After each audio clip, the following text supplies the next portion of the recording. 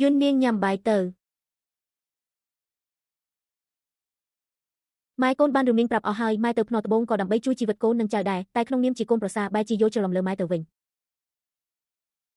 បានហើយរឿងវាកន្លងហួសហើយកុំគិតច្រើនអីឥឡូវនេះឯងត្រូវតែញ៉ាំបាយឲ្យបានច្រើនដើម្បីឲ្យសុខភាពឆាប់ជាណា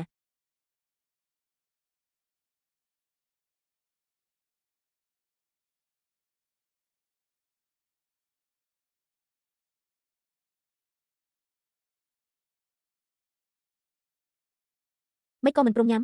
ខ្ញុំធ្វើអីហ្នឹងម៉ែភូមិយ៉ាងស៊ូទើបតែជួបគ្រោះកណ្ដូបផលដំណាំក្នុងស្រែត្រូវបំផ្លាញអស់ហើយផ្ទះយើងគ្មានលុយគ្មានស្បៀងតើត្រូវរស់នៅយ៉ាងម៉េចទៅយួននាងមិនអីទេយើងមានដៃមានជើងមិនដាច់ពោះស្លាប់ឡើយម្យ៉ាងទៀតឯងមិនចេះបានទេអីចាំឯងជាសះស្បើយយើងនឹងទៅរកការងារធ្វើនៅទីប្រជុំជនអ្វីនឹងល្អប្រសើរឡើងវិញហើយដើម្បីជួយខ្ញុំម៉ែបានចាយលុយអស់ពីខ្លួនហើយខ្ញុំត្រូវតែឆាប់ជាដើម្បីរកលុយមកជួយគ្រួសារបើមិនដូច្នោះទេមិនយូរមិនឆាប់ម៉ែច្បាស់ជាធុញទ្រាន់នឹងខ្ញុំមិនខានកូនច្បងមើលថែយួននាងឲ្យល្អផងម៉ែនឹងទៅមាត់ទន្លេជាមួយអាពើអាខូចនេះមិនដឹងជារត់ទៅណាតាំងពីព្រលឹមស្រាងមិនស្រួលទេពូទី3និងពូទី2គេវាយគ្នាហើយអាពើឯងឈួតហើយអីហ៊ានមកដណ្ដើមរបស់អញផងម៉ែនឹងបងថ្លៃស្ទើរតែដាច់ខ្យល់ស្លាប់ទៅហើយខ្ញុំយកស្បៀងខ្លះឲ្យបងថ្លៃវាមានរឿងអីមកពីវាចង់ចេះដឹងរឿងគេពេកសមុខវាហើយបងទី2ថ្ងៃនេះខ្ញុំត្រូវតែវាបងឲ្យមកឲ្យបងដឹងថាអ្វីទៅជាសាមគ្គីភាពបងប្អូនវាទៅវាឲ្យខ្លាំង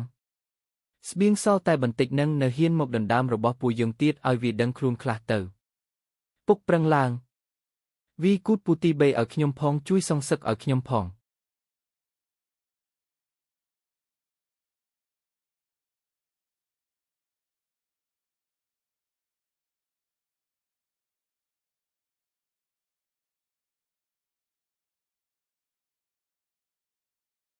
វាឲ្យងាប់ទៅអាមនុស្សគ្មានសតិសម្បជញ្ញៈ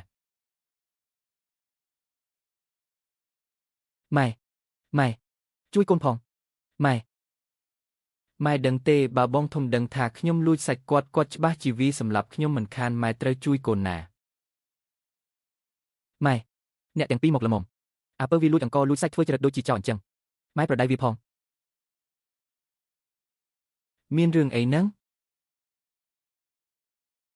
ម៉ែមើលចុះសាច់នេះត្រូវអាពើធ្វើឲ្យប្រឡាក់ដេកអស់ហើយតើឲ្យពួកខ្ញុំស៊ីយ៉ាងម៉េចទៅហើយមើលអង្គនេះផងសុទ្ធតែខ្សាច់ឆ្នាំនេះទុរភិក្សផងរកអង្គល្អបែបនេះមិនងាយទេចុះពួកឯងចង់បានអីម៉ែជាមេគ្រួសារម៉ែដឹងហើយថាអង្គនឹងសាច់នេះថ្លៃណាស់សរុបទាំងអស់3ដំឡឹងប្រាក់មិនឲ្យខ្វះមួយសេន3ដំឡឹងមែនទេបានបងធំហុចឈើច្រកមកឲ្យម៉ែកុំឆេវឆាវអីឈើច្រកនេះធ្វើពីដែកសុទ្ធបើម៉ែវាមួយដំបងនេះអាពើច្បាស់ជាស្លាប់មិនខានយកឲ្យយើងម៉ែកូនដឹងខុសហើយម៉ែលើកលែងទោសឲ្យកូនផង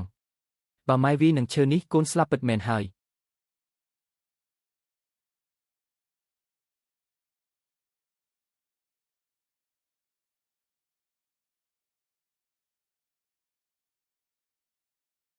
កាលពីប៉ុន្មានថ្ងៃមុនពួកឯងបណ្ដោយឲ្យម៉ែដាច់បាយស្ទើរដាច់ខ្យល់មិនដែលឃើញពួកឯងខ្វល់ខ្វាយសោះឥឡូវគ្រាន់តែអង្គនឹងសាច់បន្តិចបន្តួចបែរជាមកទាលុយម៉ែទៅវិញបានអញ្ចឹងយើងមកទូទាត់បញ្ជីឲ្យច្បាស់លាស់តែម្ដងទៅ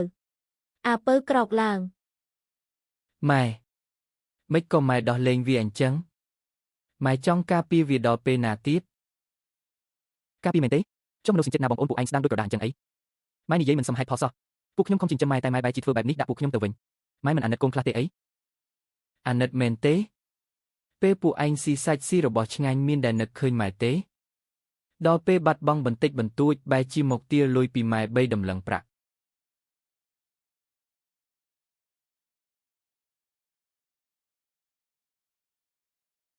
បើគិតពីអង្គនិងសាច់ដែលពួកឯងស៊ីរាល់ថ្ងៃច្រើនឆ្នាំមកនេះសរុបទៅគឺ50ដំឡឹងប្រាក់ដក3ដំឡឹងដែលពួកឯងទាចេញនៅសល់47ដំឡឹងឆាប់យកលុយមកសងម៉ែភ្លាម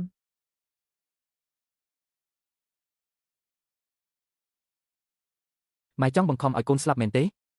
បើម៉ែចង់ទូទាត់បញ្ជីច្រើនឆ្នាំមកនេះយើងមកទូទាត់ឲ្យច្បាស់ទៅបើម៉ែគិតមិនចេញទេខ្ញុំមិនប្រកាន់នឹងប្តឹងទៅមន្ត្រីឡើយម៉ែ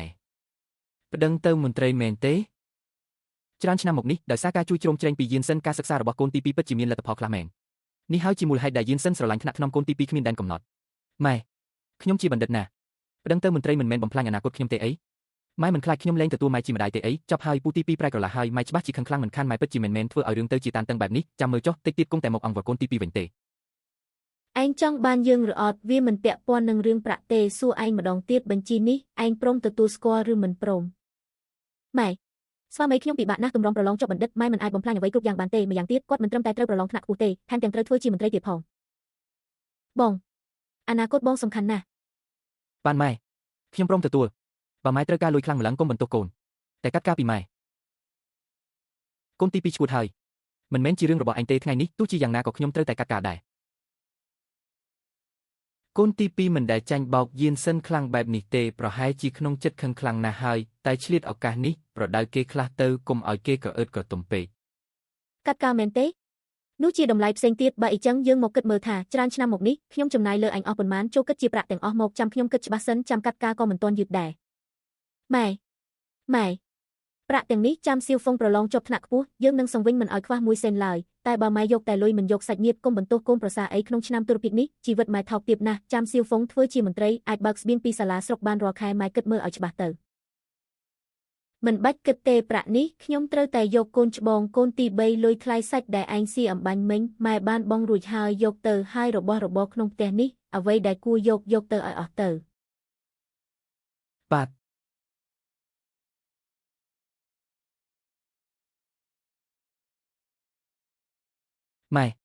ម៉ែត្រូវការលុយខ្លាំងម្លឹងចាំខ្ញុំប្រឡងជាប់ខ្ញុំនឹងមិនឲ្យម៉ែបានពឹងពាក់បន្តិចណាឡើយអ្នកណាទៅចង់បានកូនច្បងកូនទី3យើងទៅ